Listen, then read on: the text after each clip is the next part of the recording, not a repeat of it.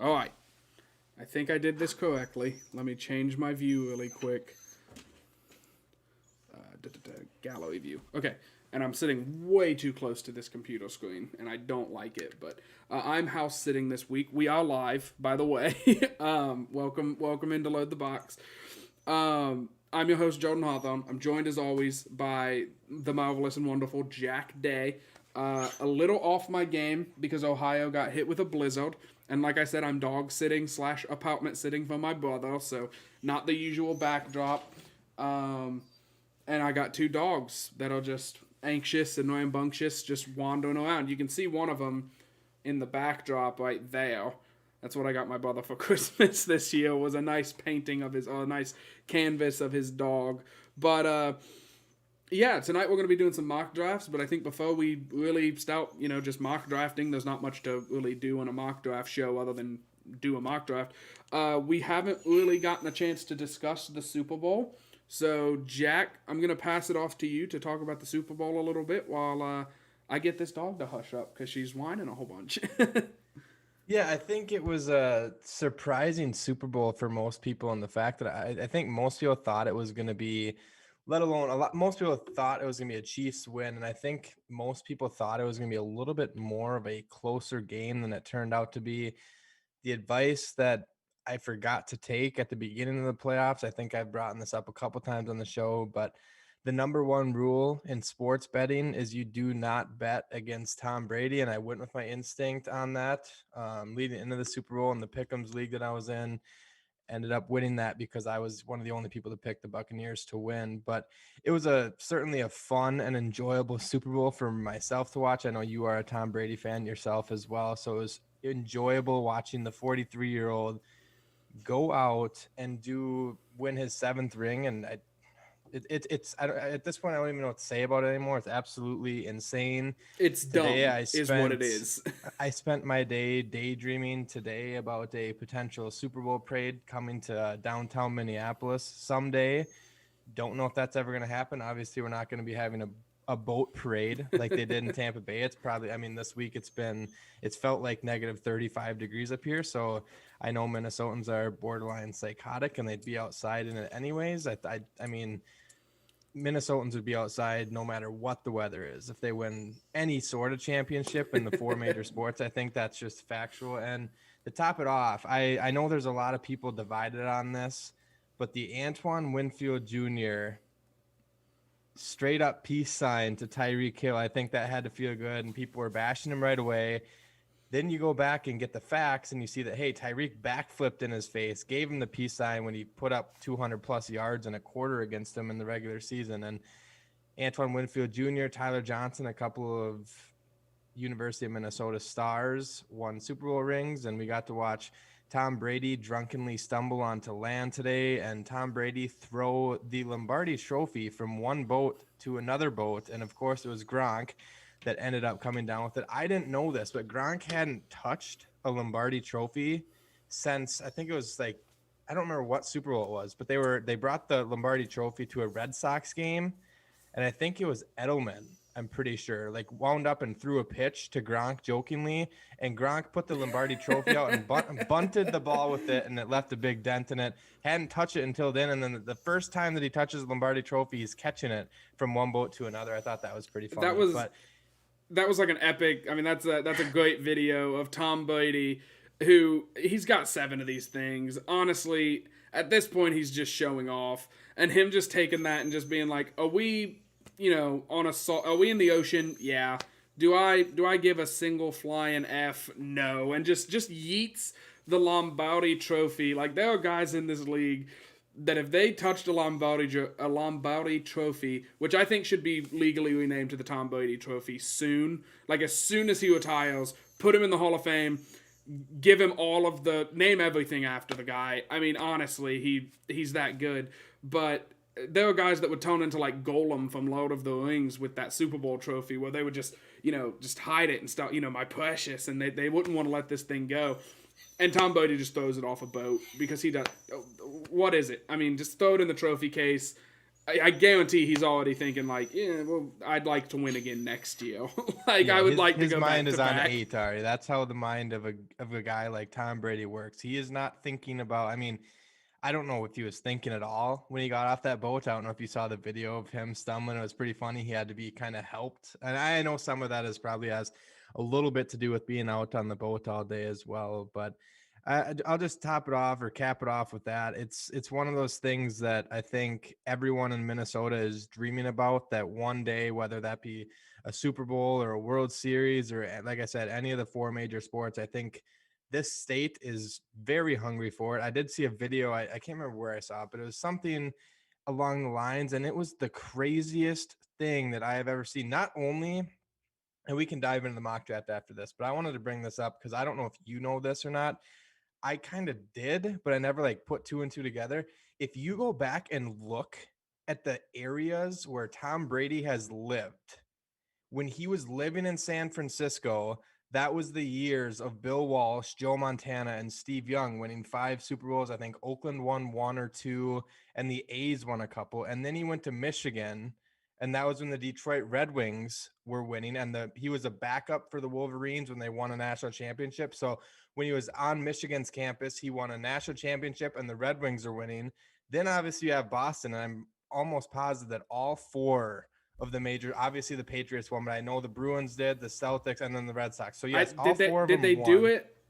Did they do the whole like all fell championships in one year thing, or I was don't know that? if it was. It was. I think something was close. I don't know if That was happened ever, in I some don't know city. I think it was like the Celtics were in like the NBA it had to be finals or Boston because something. they're. I mean, at least in our lifetime, Boston is like the one city where they've been absolutely spoiled. Was it But then LA? Somebody did it. I don't remember who did it, but somebody did. you go from that to Tampa Bay, and now he brings the Super Bowl to the Bucks. The Tampa Bay Lightning won the World Series. The Miami Heat were in the finals, and the Tampa Bay Rays were in the World Series. It doesn't make sense wherever Tom Brady goes. Apparently, we just need a Tom Brady to move to Minnesota. He doesn't even have to play for the Vikings. If he just moves to the state of Minnesota, championships follow that guy. I'll end it with this. Tom Brady's the GOAT.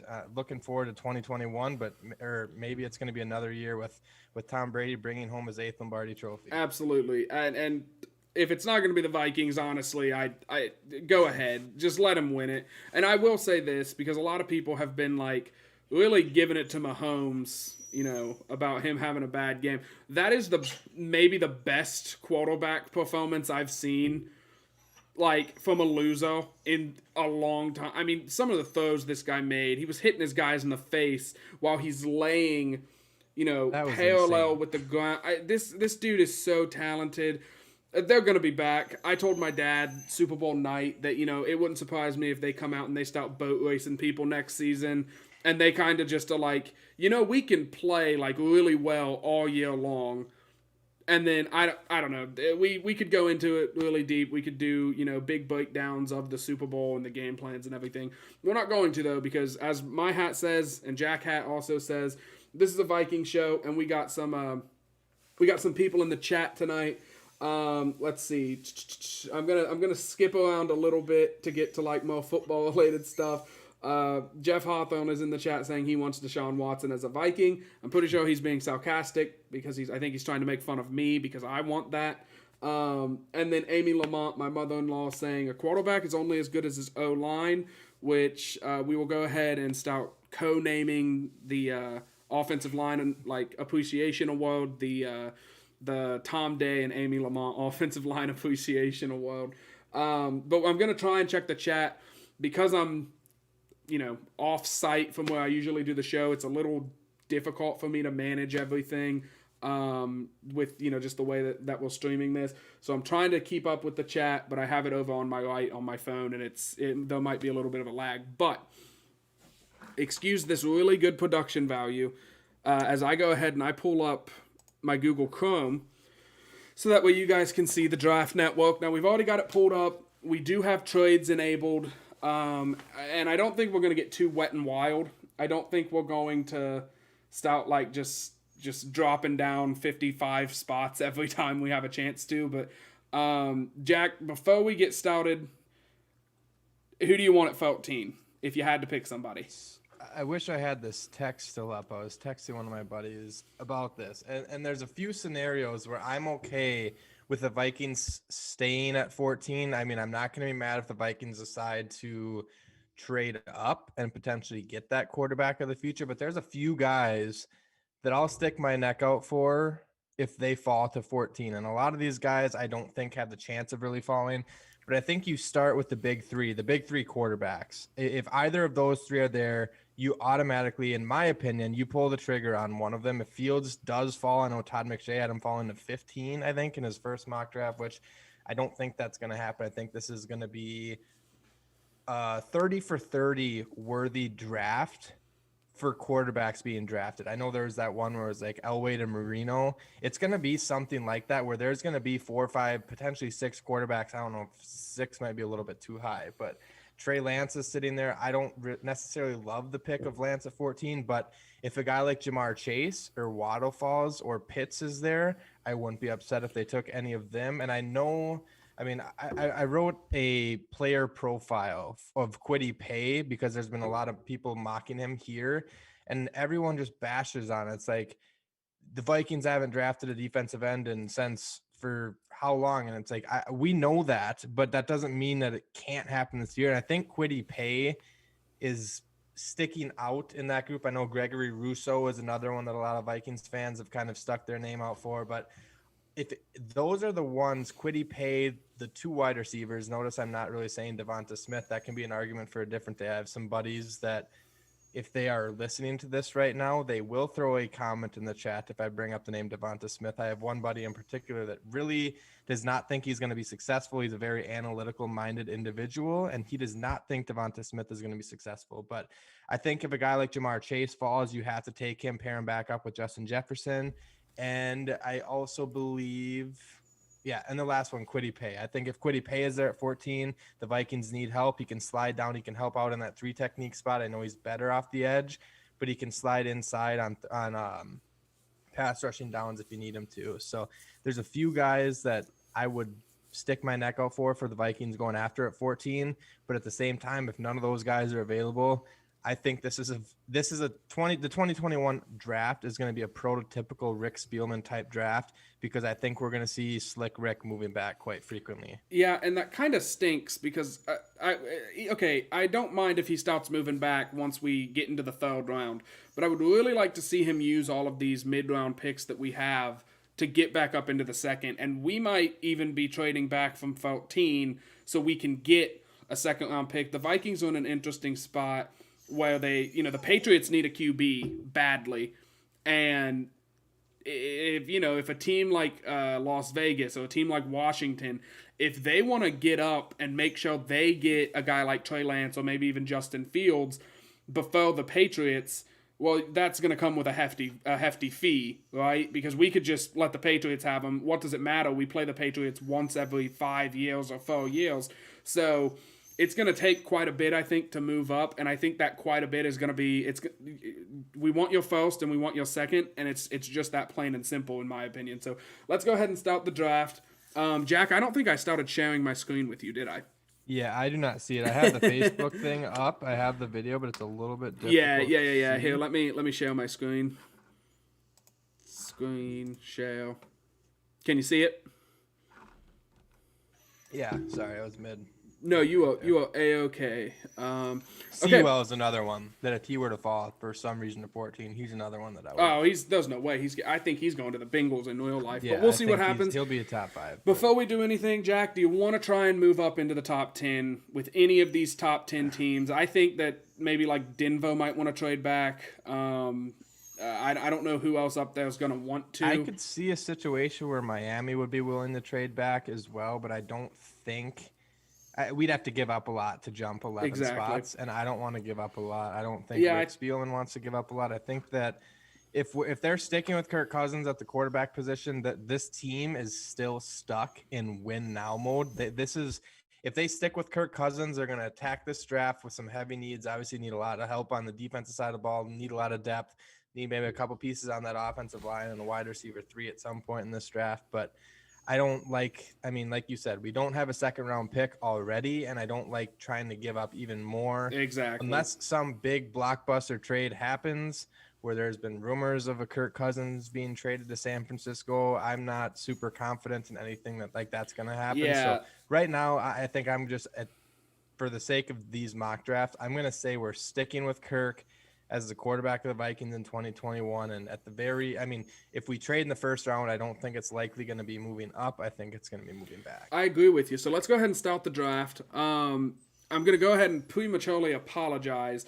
Actually, I think I have my browser muted for the stream, so I don't think anybody should hear. Ringing. Yes, the phone ringing. If anyone from the Draft Network happens to see this show, tone it off. I do have it muted, so I don't think you guys can hear it, or at least I hope you can't.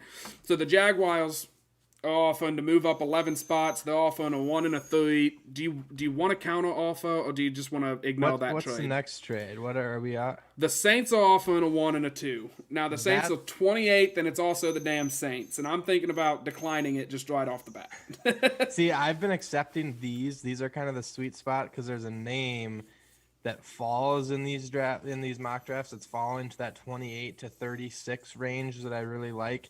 And that gets you that second round pick. If you move back to 28, there's a chance you could even slide back again with a couple teams. But I think personally, just because you get that second round pick back. So what if we try to call the Titans and see if they're interested in moving up?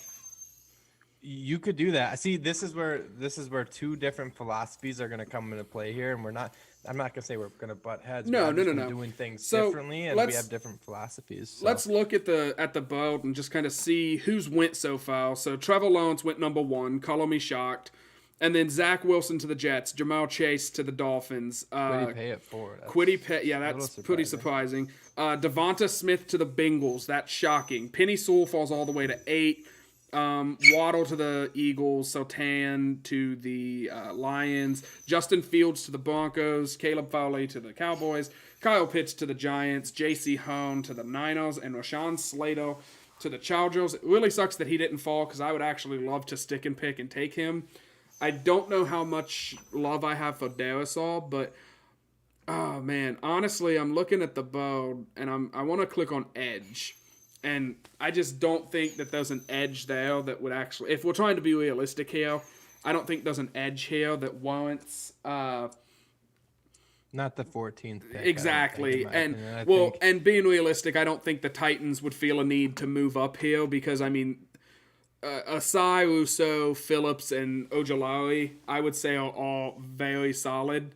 And I just don't think they would want to move up. So I'm down to take that Saints trade if you are. It's moving back quite a bit, but we also get that second round pick, and hell, we could even trade back into the second round. Do you want to try to counter offer and see if we can get them to throw in maybe even like a 4th into that potentially if they want? They don't have anything, but let's see if we can get them to throw a 4th in. It still says very likely. Let's send it. Let's see what they're saying. Okay, so we got a 4th from them. They bounty gated us in 2009. We don't really like them. And the Patriots want us to move back up. I'd decline that as well, just because I think, like I said, this is a draft where the Vikings need to stockpile picks. They need to have another year. I'm not saying they need to go out and break any records again and have 15 selections. I don't believe the comp picks are in this as well, but I think they're predicting the Vikings are going to get anywhere between a 3rd and 4th round pick for a comp pick out of Trey Waynes, I believe. Yeah. Which will add another pick. And I've been trying to shoot for 10 to 12 picks already. Obviously, I don't even know how many they have total. I should probably know that off the top of my head. But so we got a couple trade offers for the 28 here. The Cowboys are offering a garbage trade. It's a 3 and a 4 this year. No way. The Broncos offering like that. I don't hate this Broncos one as much because it's only fallen back. I want to look at the board before we do anything. Oh, the Jags. That's a couple set. We're not even. Where are we? Is this a 7-round? No, mock so we're only doing a 5-round mock tonight. And we're going to do Rick one Spielman would be licking his chops. That's what I'm saying. How realistic do we want to make this? I'm thinking, what if we wombo combo these 2 7s into a 5? And No, so, no. You know, Slick Rick he's hanging on to every yeah, he seventh loves round his. pick that he Oh. can have. So I think personally, I decline both of these. I don't see us getting anything necessarily beneficial out of Oh, this. Christian De La Salle has fallen to 28. So this is where things get interesting. I think, given this board, Darisaw falling, I was not expecting that to happen personally. But the next guy, so the guy that I've been talking about is Christian Barmore out of Alabama. The three technique spot is a glaring need for the Minnesota Vikings, and I know there's some good three techs in the mid rounds as well. But the dominating performance we saw out of Barmore in the national championship game, it just showed that he can be a difference maker. And you put a guy with his capabilities alongside Danielle Hunter and Michael Pierce, I think he's bound to find success. And on top of all that, you give him Andre Patterson. So I think I agree with you. I think I'm gonna. I think that's the way that I would go. It's hard for me to pass up on Darisaw, and I know there might be people in the chat that don't necessarily agree with that. The people that appreciate the offensive line a little bit more than myself. I'm not saying the Vikings don't need to stockpile a couple picks to fix that offensive line, but the guard play was the downfall of the team. You have O'Neal, and if they decide to keep Reef at left tackle, Reef was more than capable at playing left tackle this year. I think you can address the guard position a little bit later on and hopefully find a day one starter in the third or fourth round. I'm thinking, and we also have what's his name? The guy out of like Washbone or whatever it was. Kyle Hinton. We have Kyle Hinton, who, you know, maybe we have something with him.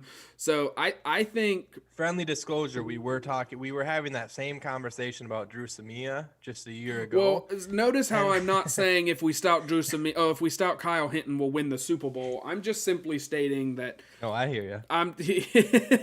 It might make a little bit of sense. So looking at who went, by the way, the Saints traded up for Micah Parsons. That's very solid. Parsons is a name to keep an eye on, in my opinion, and I think that's gonna.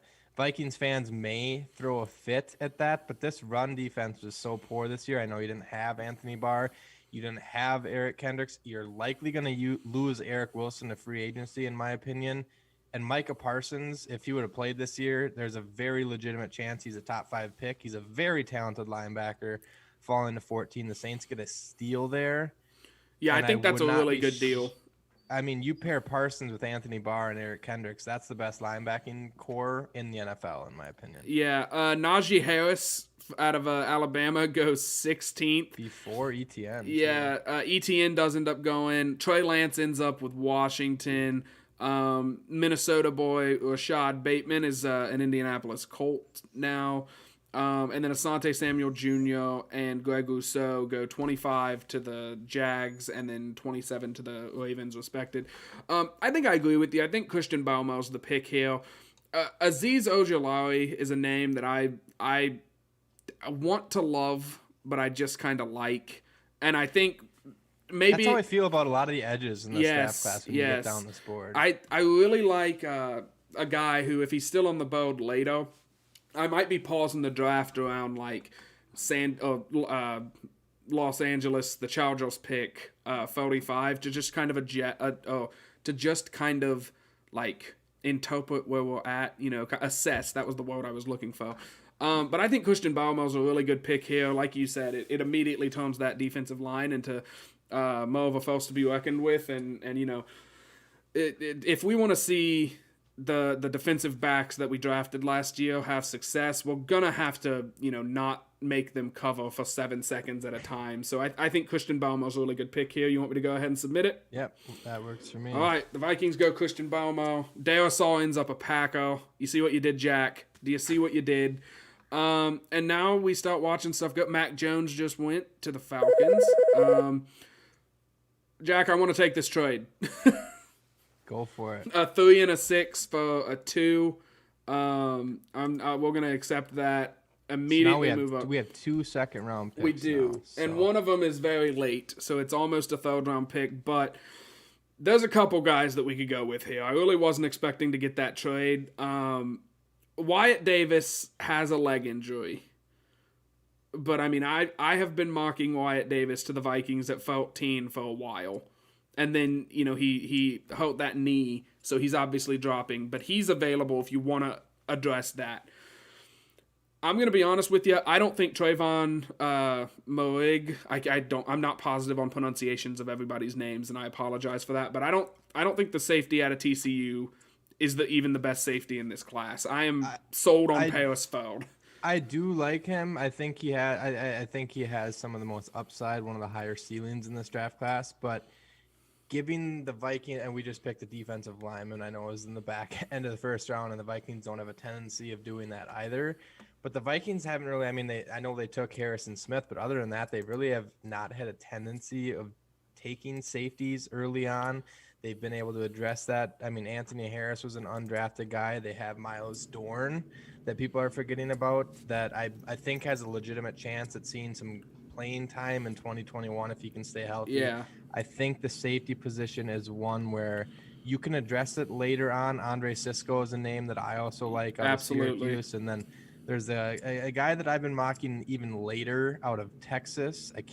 He's probably if you scroll down. Caden Stones. Yep. He is another guy that is a more late round sleeper that I think the Vikings could have their eye on. So. Let's see. We could really overdraft Chubba Hubbard just because I love his name. He's gonna fall. He's been falling pretty late. But what do we? So go back to Newsome is a name to keep an eye on. Too. Newsome, yeah, we'll have to look at Newsome come later in. So go back to all of the positions. Yep, we're moving fairly absolutely. slow. This might just end up being a one big mock draft for our first one as well. It might. We might have to speed through one, do one like with no trades or something. I think here I would either go with Leatherwood or Davis. Just because they are two of the better available players. I like Leatherwood a little bit more than the kid out of Notre Dame. And if Wyatt Davis is healthy, he is a legitimate day one starter on our offensive line. I think you take tackles in the second round, not necessarily always knowing what you're going to get. Taking Wyatt Davis, he immediately comes in, and I promise you he starts over Dakota Dozier. If Wyatt Davis is a Viking next year, Dakota Dozier will not be starting. And I think that would make a lot of Vikings fans happy. It might stir up that line a little bit. I'm not saying a guard is going to cure the Vikings' offensive line completely, but I think it would put them another step in the right direction. I'm going to go ahead and I'm going to veto because I really want – I know I said Wyatt Davis's name, but Alex Leatherwood I think could step in, also be an upgrade over Dozier on the offensive line. And he has the tackle capability. And next season, when Riley Leaf goes away, if he is even there, we can move Leatherwood to tackle. It really, honestly, drafting Leatherwood to me is kind of like holding Riley Leaf hostage. That's very violent, and I don't mean it to be, but it's saying like to him, look, we just took this kid. He's a borderline first-round pick. We could put him at left tackle, or we could put O'Neal at left tackle and put him at right tackle. We have, we basically have 3 tackles on our offensive line because we also have Ezra Cleveland, who played at guard this past season. So I think we should go with Leatherwood because then, and we're not going to be able to get into this because we're not doing a full off-season simulator, but if we were to take Leatherwood, all of a sudden a Riley Leaf contract restructure seems imminent. And that's just going to free up more cap space to, do whatever we feel like doing with. And I don't know. I like Leatherwood. I think that's what it is. But if you think we should go Davis, I'm fine to go Davis. No, I'm completely, like I said, those are the two that I was between, and I'm completely fine with that. I think Leatherwood, you take him, and then next season, obviously the Vikings will win in the Super Bowl. And then the year after that, when Riley Leaf leaves to get all of his money, Jack, do we want to move up 12 spots? I don't think it's. I kind of want to keep some of those mid-round. Yeah, picks. so do I. I don't want to start losing too many picks just for moving up. It's not. It would be tempting, but I also am not sure. I want to try to be somewhat realistic. Yeah, I think sticking and picking. Now you see, this is just a bad trade. A 2 and a 7 to move up 4 spots. I guess it's only 4 spots, but yeah. I'm gonna make just a suggestion. I'm a big fan of Carlos Basham Jr. out of Wake Forest. That's my pick as well. Hammer that yellow button and let's get out of here. I have to watch a little bit more film. He was one of the guys that I was watching some tape on yesterday, and I agree. This is the range. I mean, he's going to be somewhere in that second to third round. I think he had a very solid Senior Bowl as well. And I know it's a little bit earlier than drafting a guy like Danielle Hunter in the third round if you get him in the second, if he does fall to the third round, but he has the athleticism there. He's a very talented player. And I mean, we've already shored up our defensive line going into 2021 in this draft, and now we're able to address some other needs. Absolutely. There's a guy who I'm watching, and if he goes, I'm going to scream. Do you want to take Amari Rogers? So we could go safety. This is a spot where do we want to address? I think you can wait on safety. I think so too. And I'm really torn between, there's two wide receivers on this board that I really, really like right now. I like Tylan Wallace a lot as well. I like him. I think he could come in, be wide receiver 3. Amari Rogers is a little bit smaller, and I think that I'm leaning towards Rogers a little bit just in the sense that I want this Vikings team to have someone sexy returning kicks and returning punts. Not only being sexy, not someone that's flashy when he's making returns, but a sure-handed guy that's going to catch punts, and he's not going to muff punts regularly, and that's going to help boost our special teams immediately. I think Amari Rogers is a guy, he comes in, he's an immediate – both of these guys, I don't think you can go wrong with Wallace or Rogers, but just because of that return ability, I think you have to lean towards Rogers. They tried to get that project with KJ Osborne this year and let him return or be their returner. I don't think that worked out. Yeah, he ended up on the practice a little squad bit earlier. I mean, I know we had Trevor Lawrence throwing him the football, but he's a pretty damn good wide receiver as well. Yeah, I agree with you. That's exactly why I like Amari Rogers in this spot. You get a guy who's going to come in, return punts. You know, hopefully it's kind of like another KJ Osborne, but I think Amari Rogers is going to be able to actually maybe even be wide receiver 3. Agreed. He's going to have to battle it out with Chad Beebe. Chad Beebe made me love him this year. And as long as Chad Beebe doesn't have to take the punts back, we're fine. So I think Amari Rogers is a good pick. And there's a chance that I'm going to be calling somebody here soon. I want to pause the draft on the Patriots. I would like to get one of these safeties, Jack. Cisco and Fode. Fode is my guy. I fell in love with him watching tape. I call him a walking 15-yard penalty as a joke. He is very physical. He loves to get involved in the run game. He has really good cover skills.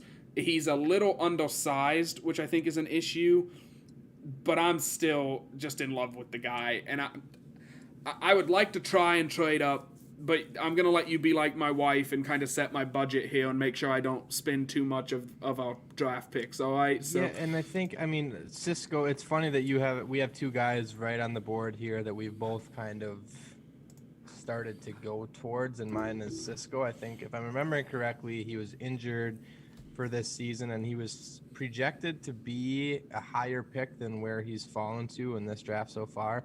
What would we have to give up? Let's see. That's the question. We're trying to get pick 96. Now, granted, we have 5 fourth-round picks.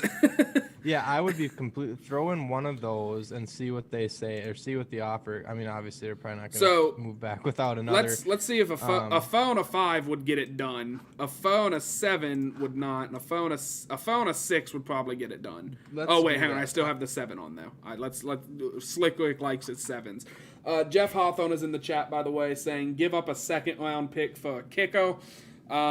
Right now, give me Justin Tucker for next year's first-round pick. I'll take it. I'll pay the fee. I don't care what it is. So, do you want to do this trade? Do you want to do a late for a 6? Let's hope they accept. We still have quite a few picks coming up here. And absolutely safety spot. So Benjamin St. Juste is another one that had a pretty solid Senior Bowl, and I know a lot of the people watching that I shared this video for are in Minnesota. They're Gophers fans, and that's not really the reason. He has the size.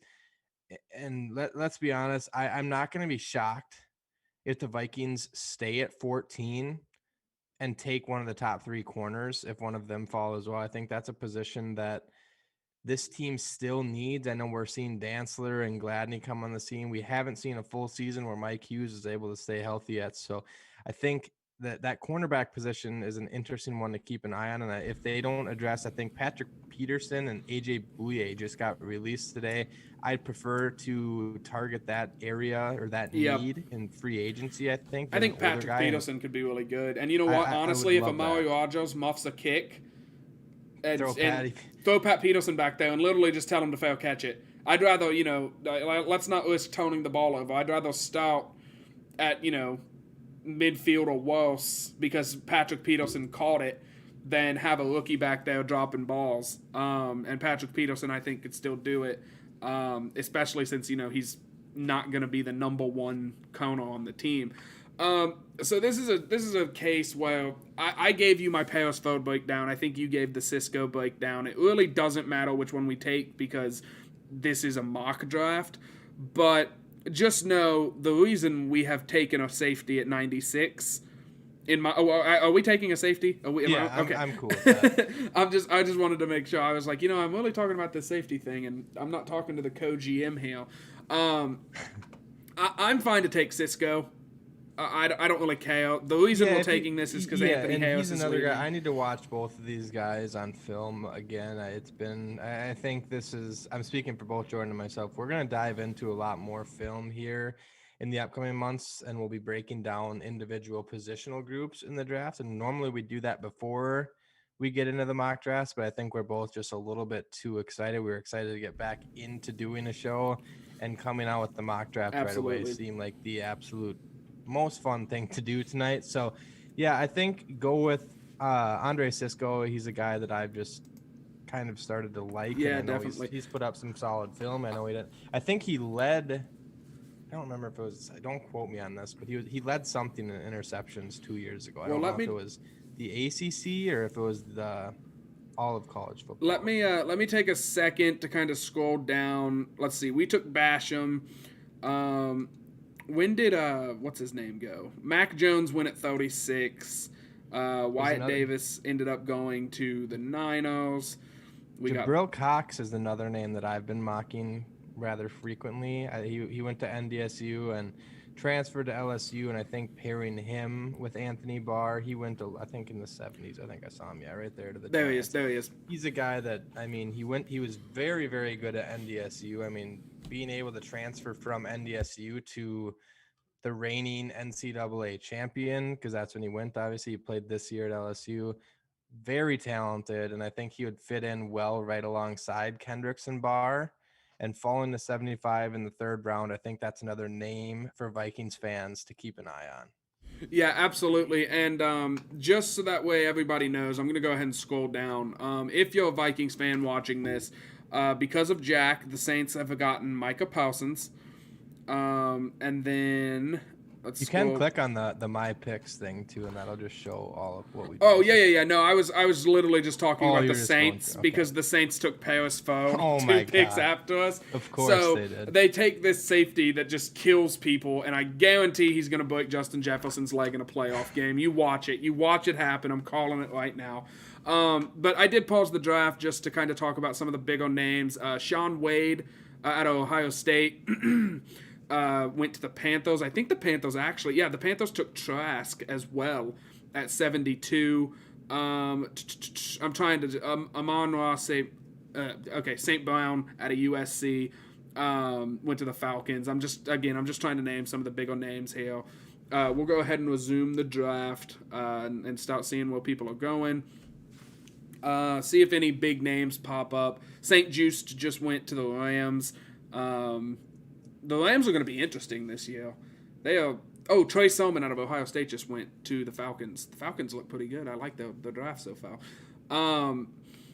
Jamie Newman just went to get fun. This is where things start to get fun. So this is where Jordan clicks on QB. Where we take Kellen Mond, in my opinion. I've been doing that in all my recent ones. But where's he at? Oh man, I can't find. Oh, there he is. Shane Buechele's my guy. Yeah, because he just a lot on him as well. But I think Kellen Mond, is another guy who has that capability of being something that's better than where he was drafted. I want to compare him to a guy like Dak Prescott, where he was drafted later and not expected to do a lot, but he came in and it was like started turning some heads. Yeah. Kellen Mond is a guy that can do that if he's put into the right situation. So if you're looking up at the top of the the draft order up here, you'll see that we have 118, 124, 132, and 134. So we are about to pick a lot in a short amount of time, and I honestly think this is a time where we start looking. What is it saying we need? It's still saying offensive. Who are the top linemen, offensive linemen, interior or offensive? Tackle? So the tackle, there's Brady Christensen out of BYU. We can't get Zach Wilson, but we can get his protector. There's a Notre Dame. How about Hainsley? How about interior? I was about to say, let's check the Ben Cleveland, no matter what. And also Sedarius Hutchinson. I haven't watched a lot of tape on him. He's literally the guy that I took in a recent draft. Or you could do the Vikings name game and go with Tommy Kramer out of Notre Dame. If I'm remembering correctly, Kramer's not as athletic as Hutcherson, which makes me like that pick a little bit. But I think you can wait to get Hutcherson with. I mean, we have 3 picks. Yeah, we have 4 picks. I can't even count how many picks we have. But so go back to everyone that's available. Absolutely, I think this is a situation where you take best player available, obviously, but we've already addressed some of these needs. I think sitting right there. I can start scrolling a little bit too. 125 is an intriguing prospect to me, but I know we already addressed that 3 technique spot, but we need depth everywhere on that defense. I was about to say, another guy, I know we pick 4 times in the next 16 picks. Shaka Tony's another guy, late round, or mid-round edge. I know if you look at our picks, we took Basham earlier. We could double up on edge, and we could really have a pretty deep rotation of young talent at that edge position with Basham, with who's the guy that actually played for us this year? Help me out, Jack. DJ Wanham. Yes, thank you. With Wanham, Odenabo. I think Kenny Willix is another guy that we took late in the draft. That guy that was came out doing weird, super flexible stuff, a lot of stuff that NFL players shouldn't be able to do. So I like the state of that. I mean, I like the state of any defensive line that Andre Patterson touches personally. Absolutely. So we could also go. Oh, I'm sorry. Finish your thought. No, you're good. I'm just saying getting another tool or another piece along that defensive line, I think, would be beneficial to him. We could also. Chuba Hubbard is another interesting. I mean, absolutely. You have Madison, you have Delvin Cook, but Alexander Madison's going into year 3 of his deal now. I'm imagining. I don't think he's a guy that you necessarily pay. I think he's a guy that after his contract is up is going to get a starting job elsewhere potentially. So it might not hurt to bring in another young running back to sit behind Delvin Cook for a year or 2, let him get in there, start easing him into the offense. So if we're going to go with a running back, do we want to go with Chuba Hubbard, or do we want to go pick somebody out of the American Conference with Kenneth Gainwell out of Memphis? I've heard a lot of people are pretty high on him. I do not know a ton about him. He's solid. The issue is he plays at Memphis, and that's kind of the thing with some of these. Memphis is not a small school, but he wasn't exactly going up against Bama. He did have to play against UC. UC beat them, but that's just because my Bearcats are pretty solid. Another guy we could look at. We're talking a whole lot now, and I hope we can kind of speed through these 4 picks. Another guy I think you could look at is a guy like Ardarius Washington. I really like James Wiggins. That's probably a little bit of homo in me, but Cincinnati's defense was the best in the NCAA this year. That's all I'm going to say, and Wiggins was a big part of it out of Cincinnati. Harrison Smith is 55 years old, okay? He's actually only 32, but is there any possibility Harrison Smith doesn't finish his career as a Viking? Do we let him walk if we feel like maybe he could go get a Super Bowl ring in Tampa or something? That's just another thing to kind of think about.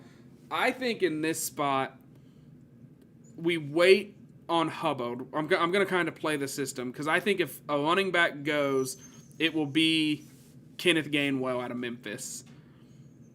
And then I think we could get Chuba Hubbard at 124. I think Twyman, or however you say that. Do you know how to pronounce? I'm pretty sure it's correctly? Twyman. Twyman. I think he is the most intriguing. I think, I don't know, taking him here, like I said, I know we already addressed that 3 technique spot, but we've watched too much of Shamar Stephen and Jaleel Johnson playing the interior of this defensive line, in my opinion. So why not get the tools? That defensive side of the ball is where we need to address these draft picks the most frequently, in my opinion. And I think I'm between him and Mond in this scenario, because I'd be more than okay with the Vikings addressing the quarterback position as well, and letting someone let me just phrase this, getting someone in that is like an actual like potential starter someday at the position, and not having Sean Mannion there anymore. So when Kirk, if Kirk goes out and has a game like he did against the Atlanta Falcons this year, there's a shiny new toy that's sitting on the bench that Vikings fans haven't seen, and they don't really know what they're going to get for him. But I just like the idea of having something there other than Sean Mannion. Like, I just feel like I've said this numerous times on the show. It's wasted time not having someone developing behind Kirk Cousins right now, and that's why I think I'd lean towards doing that. But I think we could do that with any one of these next 4 picks. So I know we should probably speed things up. Yeah, we're not get another one in, but I'm thinking let's go Twyman in this spot, because we're losing a lot of interior defensive linemen. Jeff Hawthorne is very worried about who's going to make the Vikings extra points in 2021. We just signed Tampa Bay's practice squad kicker. He does have a Super Bowl ring, and it has the same amount of diamonds as Tom Brady's, so he's going to come in and be money for us, hopefully. But unfortunately, if you look, Jeff, there's not even a kicker option, because it's not something that the Draft Network really expects you to be super interested in, even though Vikings fans probably should be. So let's go ahead. Let's get Twyman in the building. And then let's just assess where we're at. I think Twyman was probably one of the best players. Oh, son of a biscuit-eating bulldog. Well, let's see who's still there. Oh, man, it really is a drop-off. You can still go with your guy, but I think that is, if you do that, you can wait a little bit longer. No, I'm going to wait probably until the 5th round to grab Buechele, just depending on where the quarterbacks are. Let's go back to the all here. We should probably have... Yeah. Sorry. No, you're good, man. It's... Chuba Hubbard's still there. I'd be down to grab him. I agree with you. Get a young running back in. We're probably not going to extend Madison, because he's going to go and get paid somewhere, because he does look good in his limited running time. I think Chuba Hubbard... Cool with that. I think Chuba Hubbard's a guy that the weird football season kind of hurt him. I think he was a guy that was up there near the top of this board, or these boards, prior to the 2020 season. I'm not saying he was in the same category as guys like Najee Harris and Travis Etienne, but a guy like Chuba Hubbard, he has some potential. And I mean, this far back in the 4th round, it's funny that we're pick 124 and they have him ranked as the 124th. Talk about value. But, there you go. Yeah, I think you get another running back in the building. It's not necessarily a need. It's stressing me out a little bit that we don't have any corners, but I think you kind of have to attack these in the mindset that whoever you don't go after, the Vikings are going to either at least spend a little bit of lower end money on some older veterans that can come in and still have a little bit of football left in them. So I think we're sitting pretty good. We've beefed up that defense so far, that defensive line. We've used a lot of picks on, and I think that is what the Vikings need to do this year. I think that was one of the biggest downfalls. You look at last season, and last year's draft was, we lost all these defensive backs. So what did we do? We loaded the draft with defensive backs. And this year, you look at our need, and it's like, well, we've got a bunch of young defensive backs. It's not, we can't just replace everybody after the rookie year. So we go ahead, we bring in a bunch of defensive linemen, and God bless me. I think maybe we should try and grab a linebacker, but I don't want to overdraft somebody. I don't want to go just because. Well, are we going to even have Anthony Barr on the team? What's the deal? So I think Chuba Hubbard's a solid pick here. Works for me. I'll go ahead and submit it. Titus Collins in the chat saying punter at the 124th spot. I don't know why everyone wants kickers on this team. Everyone needs to slow their roll. And Tom Day says just go for 2 every time. I agree with him. Be like that high school coach that goes for it on 4th and 55 every play and gets it because he's just insane like that. I hate drafting for strictly, especially at this point in the draft. This isn't a point where the Vikings are like, hey, what do we need the most right now? Can we go down to the 200th overall? You can't do that. You need to draft best player available. That's how you start to build rosters from the ground up. I'm not saying the Vikings necessarily need to be built from the ground up, but this is a situation where, I mean, I could see the Vikings potential. I mean, we've doubled up on a couple positions or on one position already, but this is a scenario where I could see them dipping back down and either going safety with Caden Stearns there. You could look at a guy like Shaka Toney, who had a successful pass rushing career at Penn State. There's some good pass rushers there. You know what, Jack? I'm gonna go ahead and say it. I think we should take Caden Stones right now, and then we should take Shaka Toney in 2 picks. I'm not opposed to doing that. I think that is really just hammering home. Do we want to peep at the interior offensive lineman quick? I'm fine with it. Ben Cleveland is still available, and so is Hutchinson. Is still there. I know it's an overdraft. I know that it says they're valued at 166, but I like Hutchinson a lot. I like Hutchinson here as well, and then you pick between who's left at 134 between the other two. Because I do think that Miles Dorn is going to be on the 53-man roster this year. I think he's going to make the team, and I think, I mean, you don't keep a guy. I mean, I know he was on the IR this year and he was hurt, but I think that is a guy that a lot of people within that building up in Egan really like and think he has a lot of potential. And I mean, similar with a guy like Anthony Harris, that is where Anthony Harris started as well. You can find safeties in later rounds, especially if they're playing alongside Harrison Smith. Absolutely, I agree with you. Also, I went ahead and pulled up the Konos. Kerry Vincent is available out of LSU. Shaquille Brown, a name out of Michigan State that I've heard good things about. And then I think it's pronounced Olasia, but it might just be Elijah. Elijah Griffin out of USC. Demador Lenore is another one too. I think he goes by, I think it's D.D. Lenore. I have a buddy that's an Oregon fan, and he is a guy that has frustrated my buddy rather frequently, but I think he has a lot of talent as well. And if there's a guy in the NFL that can work with a guy that has some tendencies of not necessarily being lined up in the right place and making just some boneheaded decisions, I think Mike Zimmer can pull that out of people. So where are you leaning right now? Are you leaning Hutchinson? I think I'm leaning Hutchinson, and then we can see where we go. I know it's a little bit of a reach, but you have to get somebody in there, and that could happen in free agency as well. Absolutely. And look at that. They went and did the same thing. Yeah. But, I'm looking to see what we've missed in this draft because we've taken everything. Obviously, Kellen Mond, Jack's guy, ended up going to the Dolphins. And then you look at some of the big old names. Really nobody this deep. Darius Washington is a name a lot of Vikings fans have on their radar. But if I'm being honest, I'm a bigger fan of Cisco and Paris Ford. We obviously went with Cisco in this draft, but we had our choice of either one. And I like both of those guys more than I like Darius Washington, and that's why Washington went so much later. So where are we leaning? I'll go ahead and pull up the alls.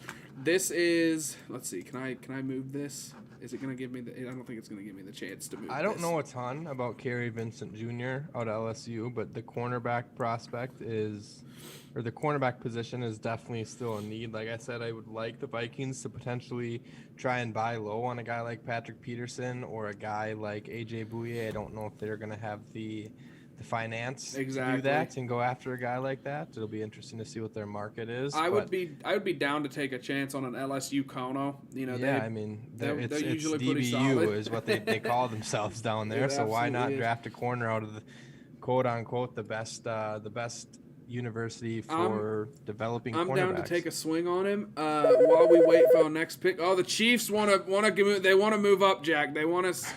Man, I actually kind of like this trade, but we've picked too much, and we're gonna take a break. So Jacob Hudson is in the chat. Get out of here! Come on, leave us alone, guys. Jacob Hudson says Mike Zimmer did not change Pac-Man Jones or Vontez Burfict.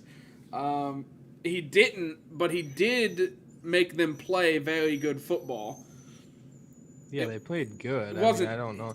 it wasn't their fault that I wasn't necessarily saying straight Off up the field, defensively yeah. he's making off the field decisions. I'm saying on the field, he's turned some. I mean, he had Xavier Rhodes playing as the best cornerback in the NFL. I know he had a good year. If there's any Colts fans in the chat, I'm aware he had a good year for Indianapolis, but the year prior to that, he was not very good. In 2017, he was a completely different beast, and there's been just traits that I've heard, but that Zimmer uses. Yeah. And look at that, our guy, Shaka Tony. two of our guys fall. I like going. I like going. I do like Shaka Tony here. I think. I agree with you. I'm looking just to see. We went with the interior. I don't know why it's still saying. God, we're getting away with. I mean, we don't have linebacker, but other than that, we could go. If you want to go Tony, and then we could see if Bruchel is still available with pick 170. I think that would be a pretty damn good draft. I think we're looking pretty solid right now. I think these are our final 2 picks because we're not going into the 7th round. You look at where we've hit. I'm just going to give a quick recap. Christian Barmore is a day 1 starter on the defensive line. He's going to help, show up the run game, just absorb bodies with Michael Pierce, do a hell of a job. Alex Leatherwood immediately makes Riley Reiff a lot cheaper and more expendable. Leatherwood can come in. He can play, inside. He can play tackle. Honestly, I think the only spot that I wouldn't want to stick him is Cinto, but he could probably pick it up. He's very talented, borderline first-round talent. Carlos Basham Jr. Is one of my favorite edges in this class, so to be able to get him at the back end of the second, I think he's going to come in and he's going to have a lot of hype behind him because every edge the Vikings take in the middle of the draft has a lot of hype. Amari Rogers is the day 1 kick returner. Andre Cisco is the replacement for Anthony Harris, who is probably not coming back.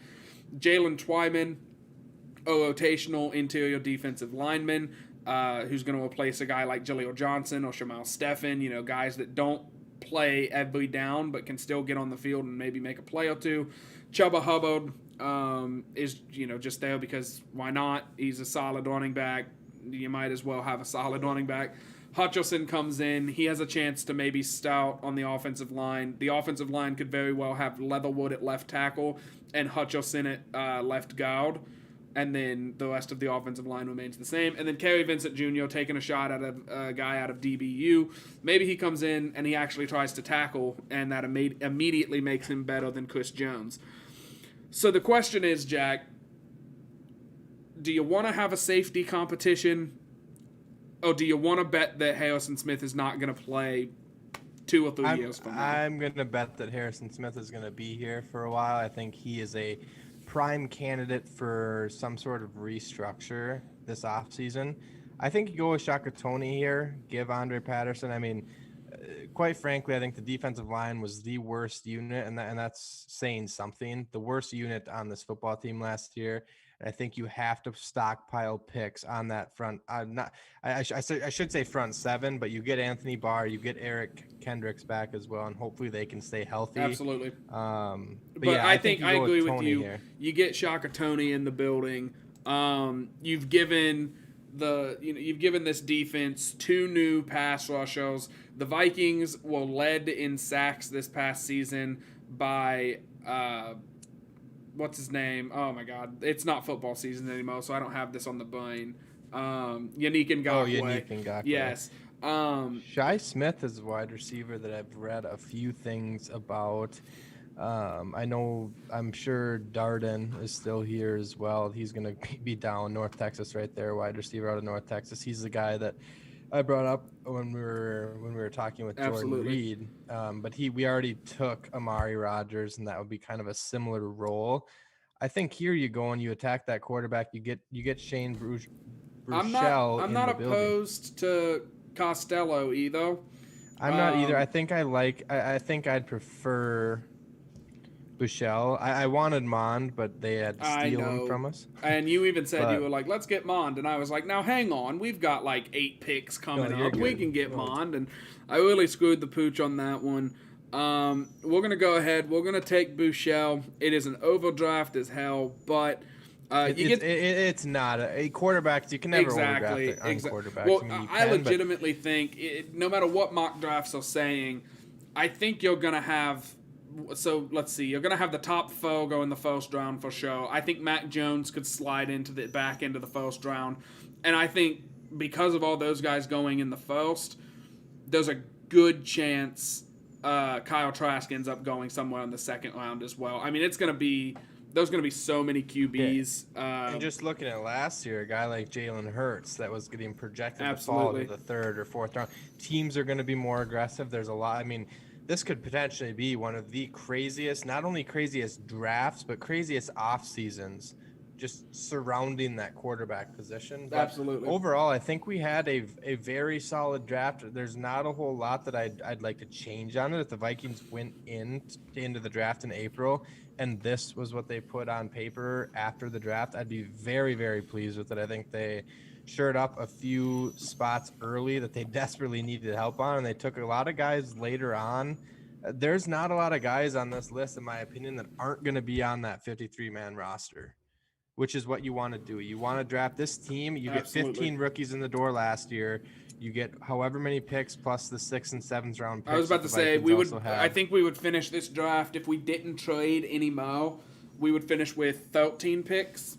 So a lot of bodies coming in. It's 28 picks in 2 years, and that's exactly what the Vikings needed if they want to continue what they're doing. Exactly. Not a rebuild, but also rebuilding at the same time. And this is kind of, there are some, it kind of depends on the philosophy. And I don't think we're going to do a second draft because we did go deep with that one. But those kind of the philosophy of, do you strictly take the best player available? Do you pick based on need? Or then there's that hybrid where it's like, Christian Baumo, I don't think it's an overdraft at 28, but if we took him at 14, it's I think it's a slight overdraft. It's a little bit of an overdraft, but it's a position that we could really use, and he's the best at his position. So, why get another wide receiver when we could? So there's kind of that, that debate that goes on. And then there's also the debate of, do you double down at positions? Do you take multiple edges in this draft? Do you take? I think we took. Let me count them. We took 1, 2, 3, 4. We took 4 pass rushers or defensive linemen in this draft, and we really hammered home that position because that's kind of where we stunk last season, was on that defensive line. We couldn't stop the run, which obviously that plays into linebackers as well. But it all starts up front in the trenches. We were losing in the trenches week after week, and that's the reason why the Vikings ended up going 7-9 and not being a playoff team and not, holding up the Tom Brady trophy. So I'm a big fan of this draft. I think this draft immediately makes the Vikings better, and I'm not just patting myself on the back because I've had some bad drafts in my life. But this was fun. Jack, what are your thoughts on this draft? We can kind of go pick by pick here in a second. If you want to go ahead and go pick by pick now, I'll let you kind of lead the way. We probably don't even need to go too in depth in that. I know we've already. It's probably, how long have we been live for? Over an hour already, and I don't know. It's probably gonna seem like we're dragging it on a little bit, and I still need to go grab food still. But I'll just kind of reiterate what you were saying with the 4. I don't know if it's likely that the Vikings are going to come in and draft 4 defensive linemen. You have Michael Pierce, you have Danielle Hunter coming back in 2021, but you still need to shore up that 3 technique spot. You don't necessarily know, is it going to be a Fede Odenigbo? Is DJ Wanham going to take a step up and be that the opposing opposite edge from Danielle Hunter? I don't really know if he's fully ready. I know that he was everyone's favorite meme this year when he sacked Rodgers, but this defense desperately needs help. We're coming off one of the worst seasons, or the worst defensive season in the Mike Zimmer era. It was awful. Zimmer knows that. Everyone in that building knows that. The offense was not the biggest problem this year. I think Kirk Cousins, I know we had that Atlanta game. He started slow, but Kirk Cousins, you get the draft that we just got, and you let them, I'm not saying they're going to come out in year 1 and this defense is going to be top 10, top 5 defense again, but I think it's going to start going in that direction. And if you can get that defense to start clicking, this offense, I don't think is going to skip a beat. Hopefully Adam Thielen doesn't regress at all with him starting to climb into the 30s, but I think he still has a few good years of football left in him. Absolutely. And I know there's breakout chances of a guy like Irv Smith Jr. He had a little bit more of a breakout season. I think more people were expecting a little bit more out of it this year, but he still had some very, very good games. And I think we're starting to see the transition from Kyle Rudolph into Irv Smith Jr. being the starting tight end, and then Tyler Conklin being T2. So I really like the draft. I don't necessarily have to go pick by pick, but it shores up that defensive line. It gets a good safety prospect in the door. We get our return guy that's also more than likely capable of coming in and being wide receiver 3 on day one. You get that 3 technique spot. You get some toys for Andre Patterson, like I just said. I'm trying to do a little bit. And then you get, like, we had the athletic tackle that can bump down in the guard. You take a chance on the guard late as well that has a potential to at least make the 53-man roster right away and make that offensive line, at least get some depth on that offensive line. But overall, I think it was a really good draft. I know we both have gone well into your evenings, but yeah, it was fun, and I'm excited to do more of them. Yeah, no, well, definitely. So this was the first mock draft. This was the 1.0, as everybody likes to say. There will be actually. I'm gonna go ahead and stop sharing my screen, and you can see us again. There's gonna be more mock drafts that come out. I'm thinking about doing some like kind of fun mock drafts. Like, what if the Vikings trade their entire team to get Deshaun Watson? How are we gonna draft? Like, what's the draft gonna look like? That type of thing. And I'm trying to just kind of think through the content that's going to be coming up. It's not going to be mock drafts every week. Next week, I think we're going to start off breaking down, key players at positions of need for the Vikings. I honestly don't even know if we might do a quarterback show just because it's the Vikings, it's Kirk Cousins. We got to talk about it, but we need a reason to talk about Zach Wilson. Too, so. Yeah, we do. Nothing helped me more than whenever we did our quarterback show earlier this year. And you were like, there's this kid named Zach Wilson. And I was like, you bastard. But yeah, that's pretty much been the show. I don't have anything else. I thought it was a good mock draft. It was fun. If you tuned in and you're still tuned in, thank you so much. We appreciate you. Let us know in the comments what you thought of the mock draft. Maybe if you would have went somewhere else with a pick. Maybe that last pick that we used on Shane Buechele. Maybe you have somebody that's very valuable in your house that you love that you would have taken instead. Let us know down below. Subscribe to the YouTube channel. Follow the Facebook. Do all of those things. Smash that like button. All of the tropes. This dog needs to go outside so badly. So I'm gonna let Jack take it away. I'm gonna go ahead and give him like the big head view, and that'll be the show. Yeah, I don't have a ton. Obviously, like Jordan said, follow us on YouTube. Follow us on Twitter as well, at LTB Vikings. Potentially a little bit of a sneak peek or teaser, if you will, for anyone who's still around. We may have a new logo coming in the near future. Don't need to release any details because I don't think Jordan or myself necessarily 100% know what it's going to be quite yet, but stick around for that and stick around for the remainder of the build up to the draft. I think it's one of the worst times of the year because football is over, but it's also one of the best times of the year because I start to get to actually dive into random college kids tape that I would not be watching. I shouldn't say that. I'm very weird and I'm psychotic about the draft, so I probably would be watching it even if I wasn't doing this.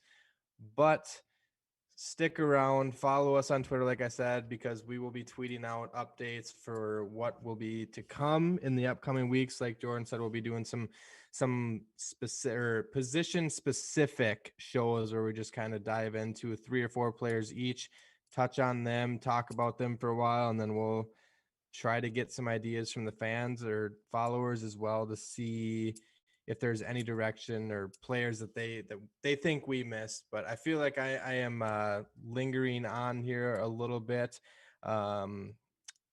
Appreciate you tuning in the stream, and at the end of it, I can't even talk right now, dude. This has just been one of those things where it's like we just got done doing an hour of I need drafting. to get out of here and get some food in my stomach so I can actually function. But most importantly, Skol as always.